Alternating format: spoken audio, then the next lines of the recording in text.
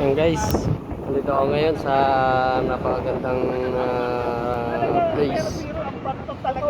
Guys, dito po ngayon yung mga vlogger, ng mga sikat na Tapos vlogger. panay basura, di ba? Yan, At nandiyan saka lahat masaklap sila. do, Sir Badong, yung CR pala doon sa doon ng luma. Sa Badong Oh. Marami Days, Yan. yung nagsasalita ngayon. Lahat po ng Ito mga tumingin. to, mga vloggers Lahat natin, ng yan tumingin guys. ito sa buong ano na Yan, to, mga sikat papunta na ng mga vlogger. papunta ng Sir Badong. dito yan.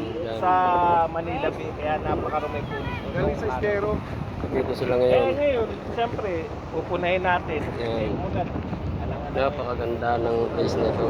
Dati itong marumi. Tambayan namin to dati. Vloggers na to.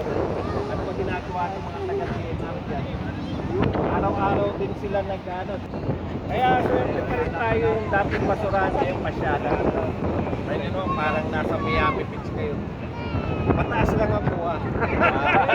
Ayan na o, di ba? Mataas lang tama. Hindi kasi pag-umising ko. Ayan. Yung mensahe mo sa mga para hindi masaya sa pagkalita ng nalulumay sa nangyari sa Manila Bay. Yung tipong patuloy pa rin na Mga batikos. Eh kasi namimiss nila yung basura. Namimiss nila yung basura dati.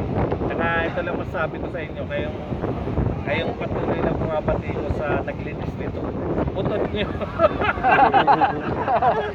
Kaya pala sikat Oh, si Sir. otot Talagang yung pabango. walang Ayan. pleno pipili, Sir. Otot nila pabango. Oo, talagang kaya pala si Sir sikat. Si Sir Badong. Coach, may nagtatanong Ayan, dito. guys. Ano, tanong. Bakit daw? Wala na raw. Yung problema na walang lunas, di ba? Wala talaga ang bigat sa loob, di ba? Pero kahit sabi nga, may Chinese proverb, Ching Chung Cha.